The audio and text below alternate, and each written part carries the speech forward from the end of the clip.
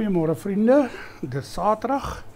Ons is by die einde van die eerste volweek van Januarie 2026. En môre begin ons tweede volweek as die Here vir ons die geleentheid gee om hier te bly.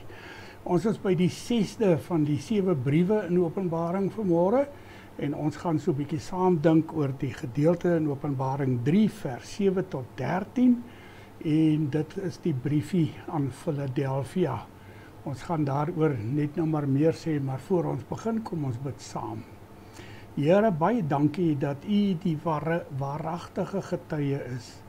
Baie dankie dat U God se heilige is wat na hierdie wêreld toe gekom het en in alle opsigte hier kom mens wees het dieselfde as ons en tog heeltemal anders, omdat U nooit aan die versoeking toegegee het en omdat U nooit sonde gedoen het. Baie dankie vir die wonderlike wete dat U heiligheid, U goddelike heiligheid gehandhaaf het reg deur U menswees en dat U daarom nadat U aan die kruis op Golgotha gesterwe het en opgestaan het en na die hemel toe opgevaar het, ook vir ons daardie heiligheid kan meedeel. Ons loof en prys U heilige naam, U gans anders naam, omdat ons weet dat ons ook deur U heiliges, uitgesonderdes, afgesonderdes, eenkant gesittes is en dat ons daarom ons Vader en U as die Seun en die Heilige Gees wat in ons woon met volle vreugde kan dien en kan vashou aan U heilige naam. Here, help ons as ons vanmôre daaroor ook nadink, dat U vir ons sal voorgaan ook deur U Gees in die heilig bly, nie net vir hierdie week wat ons aan U kom toewy nie, maar vir die hele jaar van 2026 en vir so lank as wat U nog vir ons op aarde gaan. Seën ons met die mooiste van U seëninge ook vanmôre in ons samesyn om Jesus ontwil. Amen. Ek lees soos gewoonlik weer vir U die teks en dan gaan ons 'n paar gedagtes daaroor dink. Nou gee die Here vir Johannes opdrag, hy sê, skryf aan die leraar van die gemeente in Philadelphia. So sê die heilige, die ware God, hy wat die sleutel van Dawid het, wat die deur oopsluit en niemand kan dit weer toesluit, en wat dit toesluit en niemand kan dit weer oop nie. Sluit dit weer oop nie. Ek weet alles wat julle doen. Kyk, ek het voor julle 'n deur voor julle oopgesluit en niemand kan dit weer toesluit nie. Ek weet julle het min krag, tog het julle aan my boodskap vasgehou en my nie verloon nie. Kyk, ek beskik dat die lede van die sinagoge van die Satan, die mense wat daarop aanspraak maak dat hulle Jode is en dit nie is nie, maar lieg, kyk, ek maak dat hulle voor julle kom kniel en erken dat ek julle liefhet. Omdat julle aan die boodskap van my volharding en lyding vasgehou het, sal ek julle ook vashou in die tyd van beproewing wat oor die hele wêreld gaan kom om die bewoners van die aarde op proef te stel. Ek kom gou, hou vas wat julle het, sodat niemand julle kroon wegvat nie. Elkeen wat die oorwinning behaal, sal ek 'n pilaar in die tempel van my God maak, en hy sal vir altyd daar bly. Ek sal op hom die naam van my God skrywe, en die naam van die stad van my God, die nuwe Jerusalem, wat van my God af uit die hemel sal afkom, en ek sal ook my eie nuwe naam op hom skrywe. Elkeen wat kan hoor, moet luister na wat die Gees vir die gemeente sê. Geliefdes in ons Here Jesus Christus, ons dink weer saam in terme van die 5 kenmerke van elkeen van hierdie briewe, en vanmôre is dit oor die briefie aan Philadelphia. Nou, Philadelphia is die tweede van die 7 gemeentes van wie die Here Jesus niks negatiefs te sê het nie. Sy getuienis oor die gemeente is net positief, en dit is een van die wonderlike dele van hierdie pragtige briefie van ons Here Jesus aan die gemeente in Philadelphia.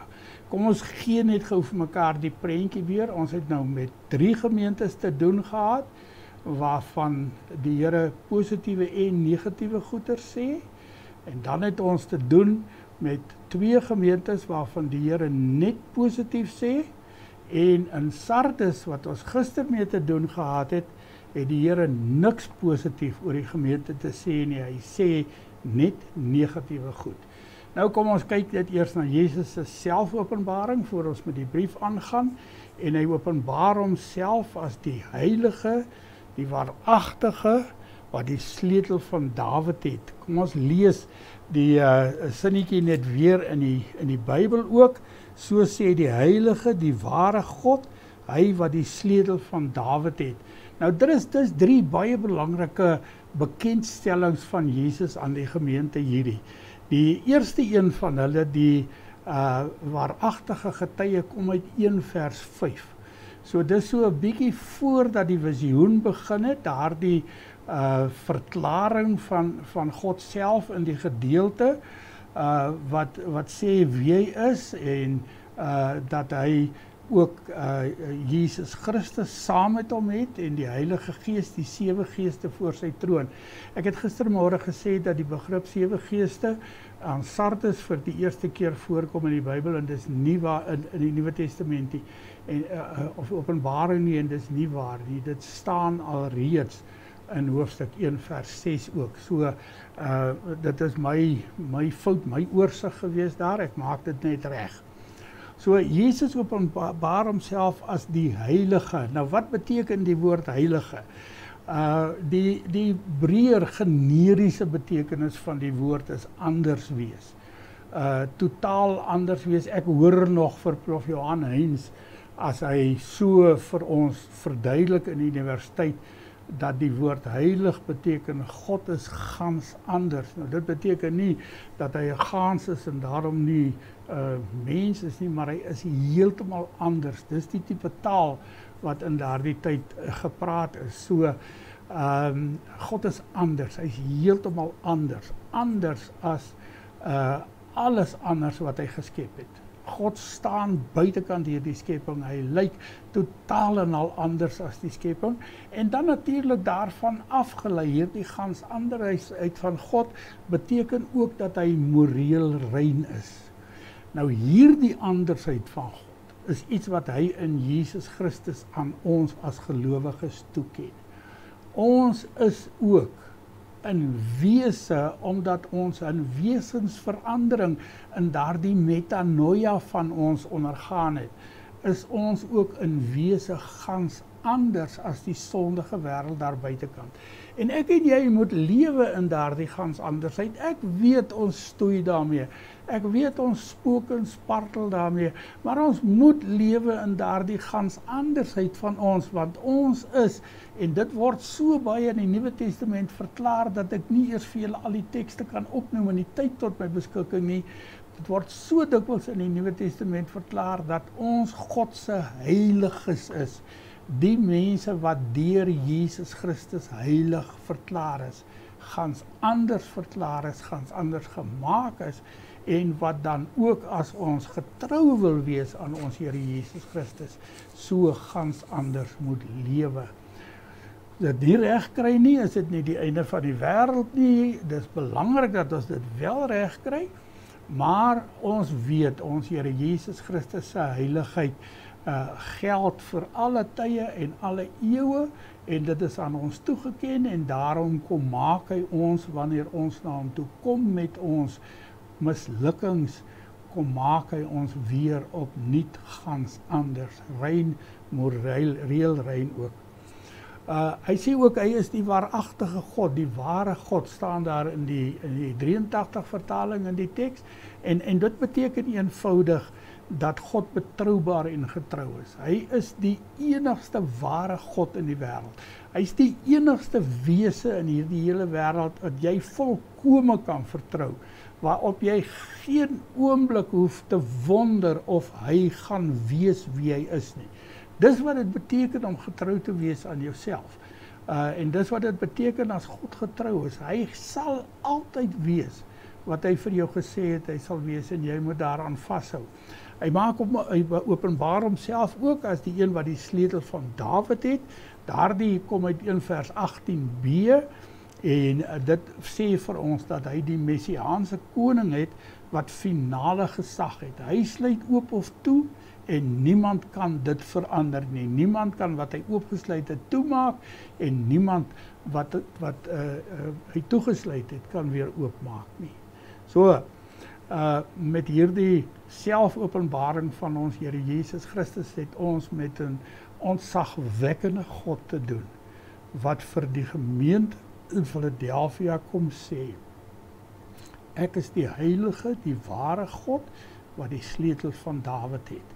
Kom ons lewe in daardie wete, kom ons maak ons jaar 2026 ook 'n jaar waarin ons vashou aan die wete ons het met die ware, betroubare God te doen, wat kan oopmaak en toemaak en niemand kan dit weer verander nie. Die tweede deel van die brief, die tweede hoofmoment van die brief is dan die getuieskrif van Jesus en in hierdie getuieskrif is daar niks negatiefs nie. Die Here het net goeie goed oor Philadelphia te sê. Terloops, terwyl ek daaraan dink, die woordjie Philadelphia beteken broerliefde, liefde vir ons broers en in ons dag waar ons nie meer met 'n patriargale omgewing of samelewing werk nie vir ons broers en susters. So die naam van die gemeente beteken letterlik liefde vir ons medegelowiges. Dis die sleutelgeheim van hierdie naam. En ek dink dis deel van hierdie positiewe getuigskrif wat Jesus vir sy gemeente in Philadelphia gee. Die eerste ding wat in hierdie getuigskrif sê is hy erken hulle getrouheid te midde van groot swakheid. Nou ek en jy kan onsself daarmee met daardie swakheid vereenselwig. Ons sukkel ook maar. Ons het nie altyd die geestelike energie of die geestelike krag om te wees wie God ons gemaak het om te wees nie. Om nog meer en meer te word wat ons alreeds is nie. Ons sukkel partymal met die geestelike krag en die geestelike vermoë en partymal selfs die fisiese en denkende vermoë om te wees wie God ons gemaak het en weer nog meer te word wat God ons gemaak het. Maar, en dis baie belangrik dat ons raak lees wat in Philadelphia gebeur. Hulle het God se woord bewaar. Vriende, en dit is ook 'n opdrag wat ek en jy nie kan wegkom van nie. Ons moet God se woord bewaar. Nou daar is verskillende maniere waarop 'n mens God se woord bewaar. Ons byvoorbeeld is 'n gemeente van protes. Ons het protes aangeteken op die sterkste moontlike manier wat 'n mens jouself kan indink in die wat ons sien as die dwalinge van die algemene sinode, hierdie hele ding van huwelike vir mense wat nie mans en vrouens is nie, hierdie hele ding van die Satan as 'n persoonlike mag of 'n onpersoonlike mag, as 'n persoon of 'n onpersoonlike mag, laat ek met myself daar regstel. Ag, en daar's 'n klomp goed daar. Dis die een vlak waarop ons dit doen. Ons moet God se woord bewaar, ons moet getrou bly aan God se woord. Maar vriende, daar's 'n ander vlak en dis 'n vlak wat my en jou persoonlik elke dag raak. En dit is om besig te wees met God se woord. Om getrou te wees aan God se woord beteken dat ek elke dag met God se woord besig sal wees. Nou vir my is dit maklik, dit is my werk. Ek wil dit nie altyd so sien nie. Ek wil graag ook dat ek in my persoonlike verhouding met die Here met sy woord besig is sonder dat ek besig is om te werk. Maar vir mense wat werke het, wat hulle 8 uur in die oggend uit die huis uitvat of 7 uur in die oggend uit die huis uitvat en hulle kom laatmiddag terug in die huis, kan dit partymal 'n bietjie moeilik wees. En daarom is dit so belangrik as ons toewydingsweek hou dat ons vir mekaar sê, kom ons maak tyd vir God se woord, want dan sal ons aan God se woord getrou bly. En die getrouheid aan God se woord is 'n sleutel vir dit wat in die volgende gedagte in hierdie getuigskrif van Jesus kom, dat naamlik dat hulle nie die naam van Jesus Christus verloon het nie. Ons kan lekker daarop aanspraak maak dat die Heilige Gees in ons woon en dat hy ons in al die waarheid lei, soos wat die Here Jesus Christus homself aan ons beloof het. Maar vriende, ons het die woord van God dringend nodig om vas te hou aan die naam van ons Here Jesus Christus Die naam wat ons van die sonde en die dood en die gevolge van die sonde kon verlos het, die persoon wat dit vir ons kon doen het. So, die volgende dingetjie wat dan in die gemeente gebeur is, dat hulle nie die naam van Jesus verloon het nie. En dit word ook aan ons opgedra. Moenie die naam van Jesus verloon. En daar's verskillende maniere waarop 'n mens dit kan doen. Jy kan sê hy is nie die Christus nie. Ek dink daar's baie min mense in ons gemeente of selfs in ons konteks as kerk wat dit sal sê, maar daar is ook daardie ontkennings van Jesus wat ons partymal in ons daaglikse lewe deurgaan, wat ons baie mooi moet oordink voordat ons dit doen, of wanneer ons dit gedoen het, baie mooi moet gaan oordink en voor die Here gaan bely, want hy self het gesê, as julle my verloon, sal ek julle voor my Vader verloon, en dit wil ons nie hê nie. So, Jesus is die een wat vir hulle werklik die lewe kom gee, en vir ons ook werklik die lewe kom gee. En dan hierdie gedagte van die oop deur, geleenthede vir diens, getuienis en deelname aan God se werk. Ek en jy kan lekker daarin rus in die wete dat die Here Jesus self vir ons deure oopmaak en dat ons geleenthede kry vir diens, vir liefde, vir getuienis en vir deelname aan God se werk. Ag, en nou weet ek, in 'n klein gemeentetjie soos ons is daar sekere mense wat sekere goed baie goed doen, en ander mense wat dit ook kan doen, miskien nie so goed nie, maar dit kan doen en nie wil nie. En nou wil ek vir u vanmôre sê, en ek dink dit is belangrik dat ons dit doen. As die Here het vir jou 'n deur oopgemaak het om 'n bepaalde diens in die gemeente te lewer, doen hom. Dien op daardie manier. Want as jy dit nie doen nie, dan is jy besig om God se werk skade te doen. En ag, ek besef die frustrasie baie dikwels as 'n mens voel jy staan stoksiel alleen in hierdie taak wat aan jou opgedra is en niemand anders wil jou help nie, en daar is ander mense wat kan help, maar hulle wil nie. Ten minste het jy die Here Jesus aan jou kant, en hy sal jou dra, vir jou die krag gee, vir jou die deure oopmaak, sodat die dinge wat gedoen moet word, gedoen kan word, omdat hy dit gedoen wil hê. Die tweede deel van hierdie positiewe getuienis van Jesus oor sy getuieskrif van Jesus oor sy gemeente, is dat hulle die oorwinning behaal het in die teenstand wat hulle ervaar het. Nou, hy praat weer in hierdie gedeelte, en dis die tweede van die briewe waarin die gedagte van die sinagoge van die Satan na vore kom.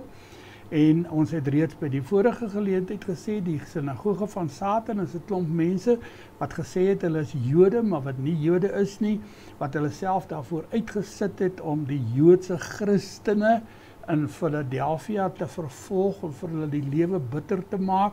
En die Here sê, hulle is nie Jode nie, hulle is deel van die sinagoge van Satan, hulle is aanbidders van die Satan, nie net navolgelinge van die Satan nie. Die hele wêreld is navolgelinge van die Satan, met die uitsondering van die kinders van die Here wat vir hom volg. Maar hierdie is mense wat die Satan aanbid, wat besig is om die gemeente en God se werk en die liefde vir mekaar so ver as moontlik te werk. Nou, as die Here Jesus vir hulle kom sê dat hy hierdie gemeente lief het en dat hy hulle dra en krag gee te midde van hierdie teenstand wat hulle van die Jode wat aan die sinagoge van Satan behoort ondervind, dan beklemtoon hy daarmee net weer sy getrouheid en sy liefde en sy meelewing met elkeen van ons, wat ook in 'n wêreld lewe waarin daar meer ontkenning van Jesus as verlosser is, as wat daar erkenning daarvan is. Nee, ek bedoel nie binne in die kerk nie. Ek bedoel in die kerk, wat ek net nou gesê het, is daar's baie min mense wat sal sê Jesus is nie die verlosser nie. Maar vriende, dit gaan nie daaroor in hierdie sinagoge van die Satan nie. Dit gaan hier oor mense wat vir Jesus so verwerp, dat hulle die Satan in sy plek stel, wat die Satan aanbid. En God sê nou vir die gemeente in Philadelphia en ook vir hierdie klein gemeentetjie van ons, jy kan van een ding seker wees, en dit is ek sal getrou bly en ek sal jou bewaar te midde van hierdie aanvegtinge wat daar oor jou lewe kom. Ek sal vir jou sorg dat jy 'n gehoorsame, standvastige gemeente kan wees. Die derde gedagte wat uit die gedeelte uit opkom is dan die oproep wat die Here maak aan die gemeente of die oplossing wat hy vir die gemeente gee. En nou het ons nie met 'n probleemstelling hier te doen nie, so ons kan nie eintlik praat van 'n oplossing nie, want daar is nie 'n probleem wat opgelos kan word nie. En daarom noem ek dit in hierdie briefie baie graag die oproep tot volharding. Jesus sê, ek kom gou. Maranatha. As ons dit so omsê, dan sê ons, kom Here Jesus, kom gou. Nou kom die Here Jesus en hy kom verklaar, ek kom gou. Hou vas net wat julle het, sodat niemand julle kroon wegneem nie. Nou daardie kroon is weer die woordjie Stefanos. En die woordjie Stefanos beteken mos nou eintlik oorwinnaarskrans. Hoekom dit nou met kroon vertaal is nie altyd vir my duidelik nie. Ek dink die gedagte dat dit iets is wat op 'n mens se kop sit, het miskien daar 'n invloed gehad, maar dit gaan hier oor 'n oorwinnaarskrans. Niemand moet julle oorwinningskrans van julle af wegneem nie. Julle moet vas staan in my, julle moet vashou aan wat julle het, sodat jy die oorwinningskrans op jou kop kan hou, totdat Jesus weer kom, en jy saam met hom in die nuwe hemel en die nuwe aarde, die nuwe Jerusalem, sal regeer. Dit beklemtoon vir ons dat getrouheid nie net aan die begin nodig is nie. Onthou julle, ons het by geleentheid in die week vir mekaar gesê, dat die meeste mense maar so bietjie afkoel in hulle entoesiasme vir God, soos wat die tyd aangaan. En nou sê Jesus vir ons weer opnuut, kry daar dieselfde warmte terug. Hou vas aan hierdie oorwinnaarskroon, of oorwinnaarskrans, want as julle daaraan vashou, kan julle seker wees daarvan, dat julle besig is om te volhard. So, daar's nie 'n oplossing nie, daar's 'n oproep aan die gemeente, hulle moet volhard, hulle moet besig bly met dit wat die Here van hulle vra, van ons vra ook. En ons moet daarmee moeite doen. Ons moet regtig moeite doen daarmee om besig te bly met dit wat die Here van ons vra. Dan kom die laaste gedeelte of die voorlaaste gedagte van die brief na vore, en dit is die belofte aan die oorwinnaars. Die mense wat wanneer Jesus weer kom, oorwinningskrans op hulle koppe het, en mag dit Here gee dat ons ook deel van hulle sal wees. En nou al reeds deel van hulle is, dat ons die oorwinnaarskrans nou al reeds dra. Maar die mense wat wanneer die Here Jesus weer kom, die oorwinnaarskrans op hulle koppe het, sal Jesus self 'n pilaar in die tempel van God maak. Nou wat is die funksie van 'n pilaar? 'n Pilaar is 'n ondersteuningsmeganisme. 'n Pilaar hou goed in plek. En dit is presies wat die Here Jesus vir jou wil sê. Hy wil vir jou sê, jy het nie net 'n vaste blyplek in die teenwoordigheid van God nie, jy het nie net 'n blywende plek in die teenwoordigheid van God nie, jy is deel van daardie ondersteuning, daardie draagkrag van die koninkryk van God. Geliefdes, weet jy, 'n mens kan amper nie vir jouself jou kop daar rondom jy kry nie. Dat die almagtige God wat die hemel en die aarde met die beskep van 'n woord daar gestel, met die spreek van 'n woord daar gestel het, dat daardie almagtige God vir jou en vir my kom sê, julle is deel van die ondersteuningsmeganisme van my koninkryk in hierdie wêreld. En as ondersteuningsmeganisme kom die Here Jesus dan, en hy kom verseker ons dat ons nooit weer uit die koninkryk van God sal weggaan nie. Die bestaan van die koninkryk van God in die ewigheid is afhanklik van ons pilaar, ons ondersteuningsmeganisme van die koninkryk van God. Dit beteken nie dat dat ek en jy onmisbaar is in die koninkryk. Natuurlik het God ons nie nodig nie. Hy kies om ons as sy pilare in sy koninkryk van God te gebruik. Hy sê ook dat ons nooit weer daar iets sal weggaan nie. Dis verskriklik belangrik dat ons daaraan sal vashou. Ons sal nooit weer uit die koninkryk van God uit weggaan nie. Dit is ons blywende plek. Ons bly daar. Dis ons huis. Dis waar ons voortbestaan. En dan kom skryf hy op ons 3 name.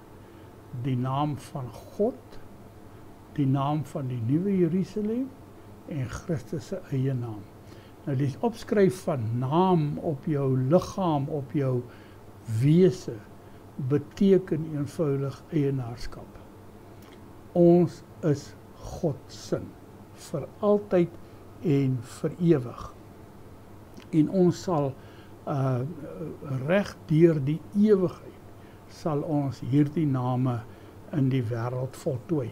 Ek wil nou, voordat ek afsluit, net 'n gedagte huldig of gedagte lig wat ek aan gedink het toe ek voorberei het en toe nie 'n aantekening oor gemaak het nie. Daar staan in hierdie teks dat die Here Jesus sal maak dat almal voor die gemeente in Philadelphia kom kniel en erken dat hy hulle lief het, omdat hulle aan die boodskap van my lyding en volharding vasgehou. Ek sal hulle ook vashou in die tyd van beproewing wat oor die hele wêreld gaan kom om die bewoners van die aarde op die proef te stel. Ek wil die enkel opmerkingkie hieroor maak, dat die mense wat die wegraping voorstaan en verkondig, wat sê die gelowiges gaan uit hierdie wêreld uit weggeneem word wanneer die groot beproewing kom, dat hulle verkies om nie hierdie teks te lees nie. Want hierdie teks sê, die Here Jesus gaan vir jou vashou wanneer die beproewing kom. Jy sal daardeur lewe, maar jy gaan in die hande van Jesus daardeur lewe. En dit gaan nie noodwendig maklik wees nie, maar jy gaan een sekerheid hê, Jesus se hande hou my vas.